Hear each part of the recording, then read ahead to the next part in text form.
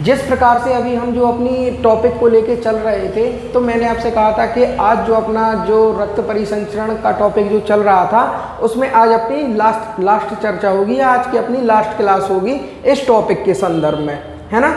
तो क्या था कि अभी जो हम लोगों ने चर्चा की थी, तो आप लोगों को अच्छे से पता होगा, लेकिन मैं फिर से आपको बता रहा हूँ, हम लोगों ने हार्ट के विषय में विस्तृत अध्ययन किया था। हार्ट के बाद हम लोगों ने पढ़ा था ब्लड के बारे में भी हम लोग अच्छे तरीके से और कंप्लीट चर्चा कर चुके हैं। ब्लड में हमने विभिन्न भागों को और इसके कॉन्सेप्ट को अच्छे से समझा है। और जो आज का हमारा टॉपिक है, तो आज हमको पढ़ना है ब्लड वेसल्स। ब्लड वेसल्स से तात्पर्य कि मतलब कि किस प्रकार से जो यह रक्त वाहिकाएं होती हैं, यह हमारे शरीर में ब्लड का आदान प्रदान करती हैं या हमारे हार्ट या हृदय तक ब्लड को ले जाती हैं और हमारे हृदय से शरीर के विभिन्न अंगों तक रक्त को क्या करती हैं, ले जाने का कार्य करती हैं। तो आज जो हमें अपनी चर्चा करनी है, तो वो हमें करना है ब्लड वेसल्स पर। और यहाँ तक कि हम लोगों ने अपनी क्या है टॉपिक कंप्लीट कर चुके हैं, ठीक है। तो आज जो हमें पढ़ना है, तो आज का जो हमारा टॉपिक है वह है हमारा क्या, रक्त वाहिकाओं पे। रक्त वाहिकाएं या ब्लड वेसल्स।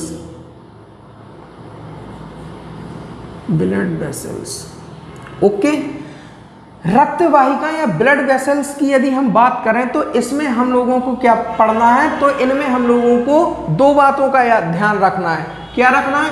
सबसे पहले तो हमें पढ़ना है धमनी। ओके, क्या पढ़ना है? धमनी।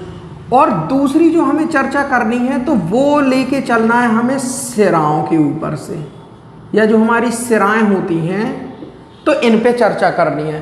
तो सबसे पहले आप लोगों को यह जानना जरूरी है कि आखिर यह धमनी क्या है और सिराएं क्या है। तो सबसे पहले आप यह जानिए कि जो हमारे शरीर में, हमारे शरीर के जो भागों में यह हमको जो ये नीली या हरी संरचना दिख रही है, ये अपने हाथों में देखिए आप लोग अपने हाथों में, तो आप लोगों को क्या देखेंगे, ये नीली तरह की जिन्हें हम नस बोलते हैं। तो जो आपको यह ग्रीन या ब्लू कलर की जो यह लाइन दिख रही है, तो यह क्या कहलाती है, तो याद रखना आपको कि यह कहलाती हैं सिराएं, ठीक है। अब इनका कलर हमें हरा या नीला क्यों दिखाई देता है, तो इसका कारण यह होता है कि इन सिराओं में जो ब्लड जा रहा है, तो वह जा रहा है CO2 युक्त ब्लड, मतलब कि ये CO2 युक्त ब्लड है, जिस कारण से इसका रंग हमें इस प्रकार से दिखाई देता है, ठीक है। सबसे पहले यदि हम बात करें, तो आप लोगों को याद रखना है कि जो धमनी का कार्य होता है, तो धमनी का कार्य क्या होता है कि हमारे हार्ट से या हृदय से, हमारे हार्ट या हृदय से किस प्रकार का रक्त, तो याद रखना आपको ऑक्सीजन युक्त रक्त क्या करना, ऑक्सीजन युक्त रक्त शरीर के अंगों तक, ये आप लोग नोट करते जाइए, अंगों तक पहुंचाने का कार्य करती हैं, पहुंचाने का कार्य करती हैं। बात समझ में आ रही है? मतलब जो हमारी धमनी होगी, तो यह क्या करेगी, जो हमारा हार्ट होगा, इससे ऑक्सीजन युक्त रक्त से तात्पर्य क्या है, शुद्ध रक्त। मैंने आपको बताया था जब हम लोग हार्ट का चैप्टर पढ़ रहे थे कि ऑक्सीजन युक्त रक्त क्या कहलाता है, मतलब शुद्ध रक्त क्या कहलाता है और अशुद्ध रक्त क्या कहलाता है। ऑक्सीजन युक्त रक्त मतलब कि शुद्ध रक्त, बात को आप लोगों को याद रखना है, शुद्ध रक्त। तो यह क्या करती हैं कि अपने हार्ट से ऑक्सीजन युक्त रक्त शरीर के विभिन्न अंगों तक पहुंचाने का क्या करती हैं, कार्य करती हैं। इसमें आपको एक एक्सेप्शन याद रखना है, या जिसे हम बोलते हैं अपवाद। इसके अपवाद में आएगी, आप लोग को पता होगा क्या, तो पल्मोनरी धमनी। बात को समझना आप लोग, पल्मोनरी धमनी। अब आप लोग कहेंगे पल्मोनरी धमनी क्या है, तो याद है आपको जब हम अपना हृदय या हार्ट का चैप्टर पढ़ रहे थे तब हमने उसमें आपको पल्मोनरी धमनी भी बताया था, पल्मोनरी सिराएं भी बताई थी, महासिराएं भी बताए थे। हृदय का जब हम लोगों ने डायग्राम बना के उस पर विस्तृत चर्चा की थी तो उसमें हमने आपको बताया था पल्मोनरी धमनी है तो यह अपवाद है। क्यों अपवाद है? क्योंकि इसका जो कार्य होता है, तो आपको याद रखना है कि जो यह पल्मोनरी धमनी होती है, यह जो अपवाद है, तो देखना यह क्या करेगा, जो अपना हार्ट है, हार्ट या हृदय से यह क्या करती है, CO2 युक्त रक्त, CO2 युक्त रक्त कहाँ ले जाती है, तो वह ले जाती है लंग्स में, लंग्स या फेफड़ों में ले जाती है, फेफड़ों तक ले जाती है। बात को समझना, ले जाती है, जिस कारण से इसे क्या कहते हैं, अपवाद कहते हैं। क्यों? क्योंकि जो धमनी का मुख्य कार्य होता है वह हृदय से ऑक्सीजन युक्त रक्त शरीर के विभिन्न अंगों तक पहुंचाने का कार्य करती है, लेकिन जो अपवाद में पल्मोनरी धमनी है, यह क्या करती है कि अपने हार्ट से CO2 मतलब कार्बन डाइऑक्साइड जिसमें मात्रा उपस्थित होती है, या इसे क्या कहेंगे हम, अशुद्ध रक्त कहेंगे, है ना, CO2 युक्त रक्त को क्या करेगी, फेफड़ों तक ले जाने का कार्य करेगी। बात को समझना है। इसी प्रकार से यदि हम अपनी सिराओं पर बात करें तो इसका कार्य क्या होता है कि यह क्या करेगी, जो सिराओं का कार्य होगा, तो इसका कार्य होता है कि CO2 युक्त रक्त को, CO2 युक्त रक्त को क्या करेगी यह, तो मतलब कि शरीर के विभिन्न अंगों से एकत्रित करके कहाँ पे ले जाएगी, हार्ट में ले जाएगी। ठीक है, तो यहाँ से आपको याद रखना है कि सिराओं का कार्य क्या होता है, तो याद रखना है कि शरीर के अंगों से CO2 युक्त रक्त कहाँ ले जाती है, तो यह अपने हार्ट में या हृदय तक पहुँचाने का कार्य करती है, पहुँचाने का कार्य करती है।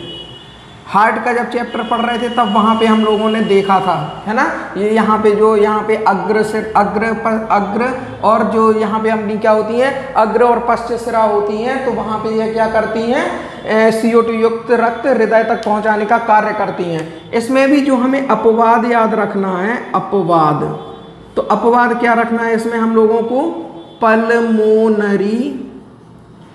पल्मोनरी सिरा। अब यह क्यों, तो आपको याद रखना है कि यहाँ पर क्या हो रहा था, हृदय से CO2 युक्त रक्त कहाँ तक, फेफड़ों तक ले जाती थी। ठीक है, तो यह क्या करेंगी कि ऑक्सीजन युक्त रक्त कहाँ से, अब देखना यहाँ पे हृदय से फेफड़ों तक ले जा रही थी, तो यह ऑक्सीजन युक्त रक्त कहाँ, फेफड़े से हृदय तक, फेफड़ों या लंग्स से कहाँ, तो हृदय तक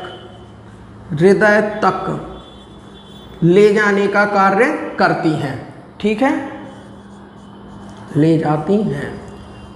तो इसका यह अपवाद है। क्यों? क्योंकि जो सिराओं का कार्य होता है वह होता है CO2 युक्त रक्त, है ना, लेकिन ये यहाँ पे क्या कर रही है, तो ऑक्सीजन युक्त रक्त को फेफड़ों से हृदय तक ले जाने का कार्य कर रही है। ओके, इतना आप लोग नोट कीजिए, अब इसके बाद हमें देखना है, इसके बाद हमें जो देखना है तो वो देखना है कि जैसे ये धमनी होती हैं, ठीक है, तो आपको याद रखना है धमनी का जो आकार होगा वह इस प्रकार से होगा, इस प्रकार से कैसा, मतलब जो इनकी संरचना होती है या इनकी ये क्या है, दीवारें हैं। ठीक है, क्या है यह इनकी दीवारें हैं। ओके, इनकी दीवारों की यदि हम बात करें तो आपको क्या रखना है याद कि जो धमनी की जो दीवारें होती हैं, धमनी की दीवारें नोट करते जाइए आप लोग साथ में। दीवारें कैसी हैं, मोटी दिख रही हैं। दीवारें मोटी तथा लचीली होती हैं, लचीली होती हैं। अब यही हम बात यहाँ पे सिराओं पे करें तो सिराओं में आपको क्या याद रखना है कि जो सिराएं होती हैं वो इस प्रकार से होती हैं। मतलब कि जो सिराओं की क्या होती हैं, सिराओं की जो दीवारें होती हैं वह पतली होती हैं एवं पतली एवं लचीली होती हैं। ओके, अब इसमें जो आपको नेक्स्ट बात का याद रखना है तो आपको यह बात याद रखना है, तीसरा पॉइंट, जो यह धमनी होती हैं तो धमनी कहाँ पाई जाती है। क्या पहले आप एक बात बताइए, क्या हम धमनियों को अपने शरीर में देख सकते हैं? बिल्कुल नहीं देख सकते हैं। क्यों नहीं देख सकते हैं? क्योंकि यह हमारे शरीर के अंदर काफ़ी भीतरी भागों में होती हैं। जो हमें यह दिखाई देती हैं यह अपनी कहलाती हैं सिराएं। ठीक है, तो आपको याद रखना है कि जो धमनी होती हैं, ठीक है, अब धमनी की दीवारों पर हम लोगों ने चर्चा कर ली, क्या होती हैं, मोटी होती हैं। तो इनमें क्या होगा, जब मोटी होंगी तो इनमें जो हमारा रक्त दाब होगा या रक्त का प्रवाह होगा बहुत तेज होगा। तो धमनी में क्या होगा, जो हमारा रक्त दाब है या रक्त का प्रेशर है वह क्या होता है, तेज होता है या तीव्र होता है। ओके, और इसकी यदि हम बात करें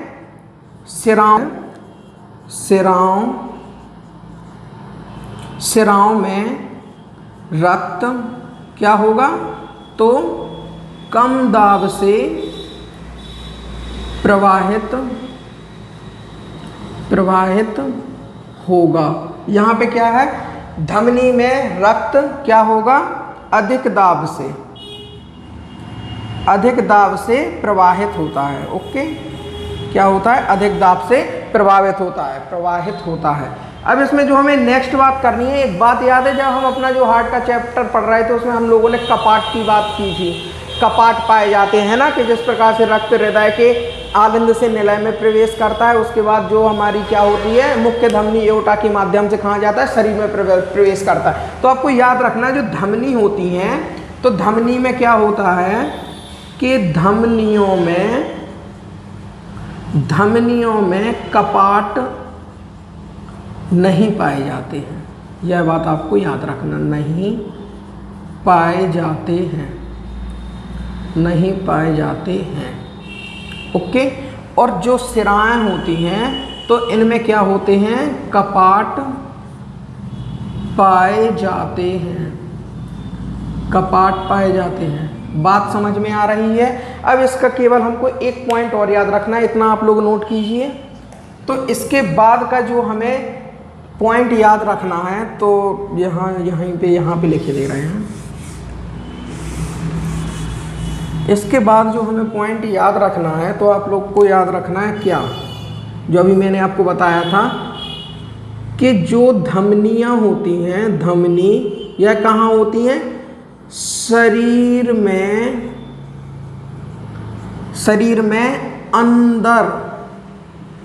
अंदर मतलब काफ़ी गहराई में, शरीर में अंदर अधिक गहराई में होती हैं, अधिक गहराई में पाई जाती हैं। ओके, पाई जाती हैं, ठीक है। और यह क्या होंगी, तो यह हमारे शरीर से दिखती हैं। तो इस प्रकार से जो सिराएं होंगी यह क्या होंगी, तो गहराई में नहीं पाई जाती हैं, गहराई में नहीं पाई जाती हैं। ओके, क्योंकि ये हमें दिख जाती हैं, गहराई में नहीं पाई जाती हैं। ओके, अब आप लोगों को इसमें एक बात और याद रखना, क्वेश्चन कभी पूछ लेता है कि जो हम लोग जब बीमार हो जाते हैं डॉक्टरों के पास जाते हैं तो वह हमारे हाथ में क्या करता है, इंजेक्शन लगाता है। तो इंजेक्शन कहाँ पे लगते हैं, धमनियों में लगते हैं या सिरा में लगते हैं। तो आप लोगों को याद रखना है कि हम लोग को जो दिखती हैं यह क्या कहलाती हैं, तो यह सिराएं होती हैं। ठीक है, तो यहाँ पे आप लोग को एक नोट लगा के लिख लेना है। तो वो नोट क्या है, तो आप लोगों को याद रखना है जो इंजेक्शन होते हैं, इंजेक्शन कहाँ लगते हैं, सिराओं में लगाए जाते हैं, लगाए जाते हैं।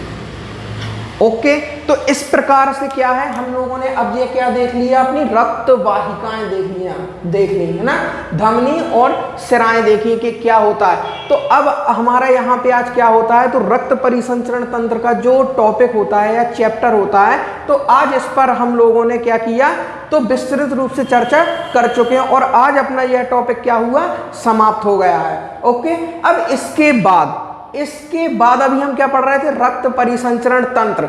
अब आगे का जो हमारा टॉपिक होगा, यदि आप लोगों के मन में कोई टॉपिक हो कि हमें यह तंत्र पढ़ना है तो कृपया करके आप लोग बिल्कुल हमें कमेंट बॉक्स में सजेस्ट कीजिए। और इसके जो आगे की चर्चा है तो वो हम अपना कल न्यू टॉपिक लेके चलेंगे कल से, तो वो आपको मिल जाएगा। और आज की यहाँ पे चर्चा समाप्त करते हैं। ओके, तो नमस्ते, जय हिंद, जय भारत।